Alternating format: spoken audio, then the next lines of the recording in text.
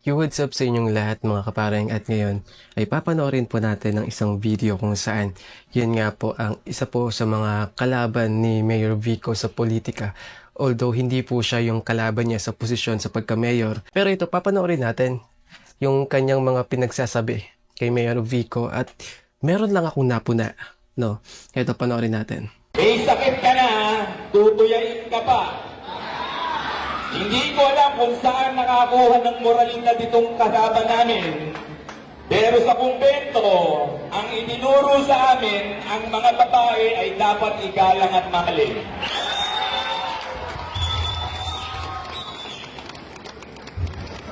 Mukhang nagkulang sa pangaral, kaya puro kayabangan ang nakikita ko. Walang masama sa magyabang kung meron kang ipagyayabang. Pero yung ikaw ang ama ng lungsod. Yun, natumpok, ama ng lungsod. So, ibig sabihin, si Mayor Vico talaga yung pinapatamaan niya dito. Yung sinasabi niya dito na bastos, wala daw respeto si Mayor Vico sa babae. Paano? Kasi nagsimula lang naman to nang nag-post yung kalaban nga ni Mayor Vico kung saan ay nga, pinapalipat daw sila. O yung munisipyo daw mismo yung namili ng venue, which is sinagot lang naman ni Mayor Vico at nagpakita rin ng pruweba na hindi totoo yung sinasabi ng kalaban niya, which is siguro part ng paninira, parang ganun. So, and then, mga ilang days, ito nga, nagkaroon nga ng peace. Sinagawa yung COMELEC, no? At nandoon si Mayor Vico. Pero yun nga, dahil wala nga yung kanyang kalaban at kanyang nakaalitan sa social media, nakipagkamay na lang siya sa hangin. Wala kasi doon yung kanyang nakalaban. So, si Mayor Vico nagmana kay bossing na medyo palabiro, nakipagkamay sa hangin. So, wala akong nakikitang pambabastos doon sa kababaihan. Although mga ilang oras, I guess mga maya-maya siguro, is dumating din yung kalaban ni Mayor Vico doon sa venue mismo para doon sa peace. And yun, the rest is history. At wala akong nakikitang pambabastos doon na ginawa ni Mayor Vico sa babae. Tama lang naman na nagpaliwanag si Mayor Vico, sinabi niya yung totoo, nagpakita siya ng mga ebidensya. At hindi ka bastusan ang pagsagot sa mga kasinungalingan laban sa kanya. Diba? Na dapat lumulutas sa mga mabibigat na problema ng lipunan. Ang ginawa mo sa nagdaang 6 na taon ay maglinis ng imburnal sa Pasig, hindi kita papalakpak. Papalakpak lang ako kapag ang mga may sakit ay gumaling na sa Pasig. Kapag ang mga PWD natin ay nakatanggap na ng kalinga. Kapag ang mga senior citizen hindi na kailangan magpabalik-balik para lang makakuha ng kanilang gamot. At kapag ang bawat estudyanteng Pasigueño ay may garantiya na makakapagtapos hanggang kolehiyo. Yung mga about dun sa mga PWD, sa mga next topic na natin yan, ito yung gusto ko talagang pag-usapan. Yung sinasabi niya raw kasi dito, papalakpak niya lang o papalakpakan niya lang si Mayor Vico para pumalakpak siya, ay kapag may guarantee na ang bawat estudyanteng Pasigueño ay makakapagtapos ng kolehiyo. Diyan ka po sumabla eh. Kasi ako mismo ang magpapatunay na si Mayor Vico mismo, inaalagaan niya ang bawat estudyante at lahat ng mga estudyante sa Pasig ay puno ng mga benepisyo. Paano? Unang-una, pagkaupo pa lang ni Mayor Vico bilang mayor ng Pasig, kaagad niyang inalis ang sandamakmak na mga requirements na kailangan kapag magka-apply ka ng scholar. Na pahirapan talaga sa dami ng mga required na kailangan. Inalis ni Mayor Vico. Hindi na ganun kahirap ang pag-apply ngayon ng scholar sa Pasig. Pangalawa, nang maupo si Mayor Vico bilang mayor ng Pasig, kaagad niyang dinagdagan ang allowance na natatanggap ng bawat estudyante. Kung hindi ako nagkakamali kasi, ang idinagdag ni Mayor Vico is nasa mga 300 or nasa mga 500 yata kung hindi ako nagkakamali. Sinong mayor ang gagawa nun na magdadagdag na dadagdagan niya ang monthly allowance na nakukuha ng mga scholar ng Pasig?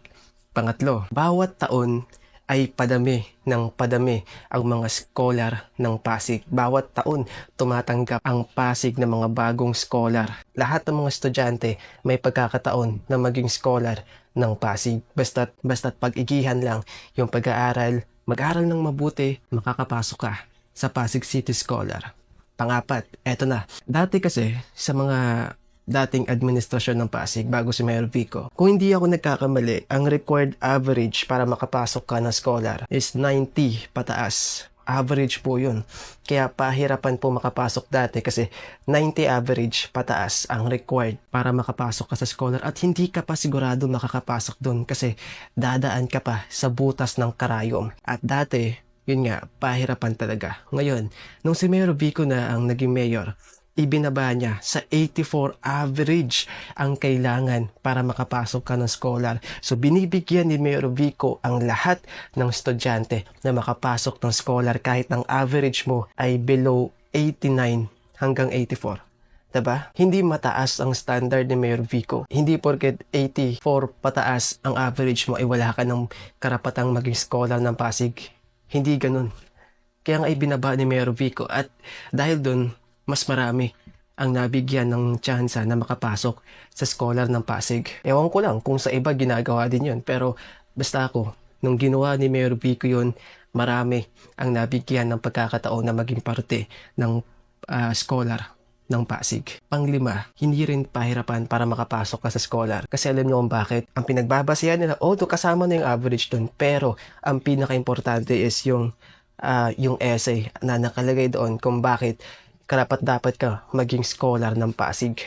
At syempre yung monthly income nyo, kapag mababa, may chance kang makapasok ng scholar ng Pasig. Pang-anim, lahat ng estudyante sa Pasig, bago magsimula ang school year, ang bawat estudyante ay makakatanggap ng 1,500 para sa mga school supplies. Bukod pa kasi ang Pasig, si Mayor Vico ay nagbibigay din ng mga school supplies. Kasama na rin yung uniform, sapatos, medyas, mga notebook, mga ballpen, bag, lahat po yun binibigay taon-taon. Hindi lang yan dahil may kasama pang 1,500 na allowance na matatanggap ang mga estudyante. Yan ang kagandahan dito sa Pasig. Hindi lang yan. Hindi lang po dyan nagtatapos ang lahat.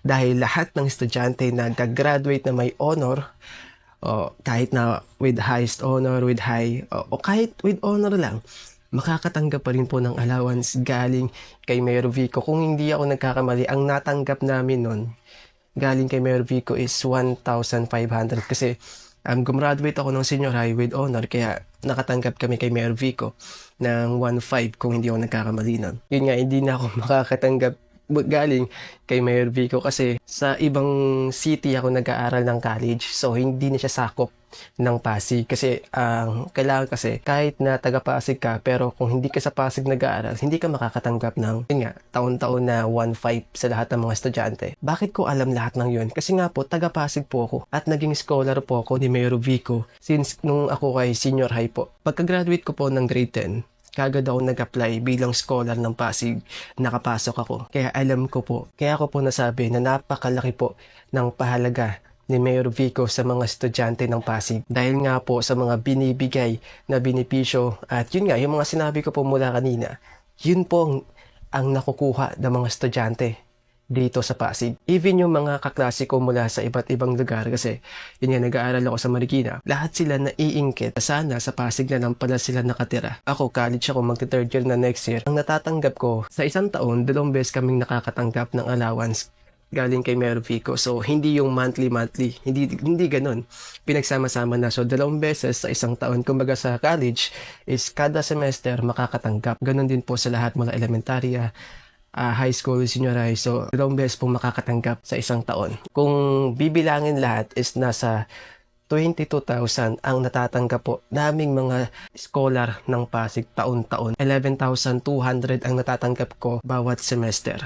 Depende po kasi yan. Mas malaki po kasi ang natatanggap ng mga nasa kolehiyo, mga senior high, sa high school and elementary. So yan. Doon pa lang sa mga sinabi ko po kanina, makikita na natin kung gaano kalaki ang pagpapahalaga ni Mayor Vico sa mga estudyante dito sa Pasig. Hindi na pahirapan. Pero hindi po doon nagtatapos ang lahat dahil naglalabas pa sila ng batch 2 and batch 3. Kaya sobrang dami na po ng scholar dito sa Pasig. Kasi nga po, yun nga, hindi nila tinitipid, 'di ba? Naglalabas pa sila ng mga panibagong batch. Doon kasama na yung mga hindi nakasama doon sa batch 1. So kumbaga, kailangan lang pala magantay kasi meron ng paparating na batch 2 and batch 3 ng mga bagong scholar. Yun ang kagandahan po dito sa Pasig. Kaya nung nalaman, kaklase ko kasi siya ay, yun nga, scholar din siya doon sa lugar nila pero sobrang liit lang nung nakukuha nilang allowance. No? Sabi niya, sana pala nasa Pasig na lang ako nakatira. Pwede kaya ako lumipat sa Pasig para naman, grabe, laki naman ng allowance. Diba? So marami pong naiinggit. Tama nga yung sinabi ni Bossing, yung tatay ni Mayor Vico, na marami ang naiinggit sa pamumuno ni Mayor Vico dito sa Pasig. So sana naging malinaw po ang lahat na walang katotohanan yung sinasabi ni Sir na si Mayor Vico yun nga na wala daw guarantee na makakapagtapos ng college ang mga estudyante dito sa Pasig. Kaya iboto natin si Mayor Vico, mga Pasigueño. Yun lang. Sorry. Yun lang. Don't forget to like and subscribe.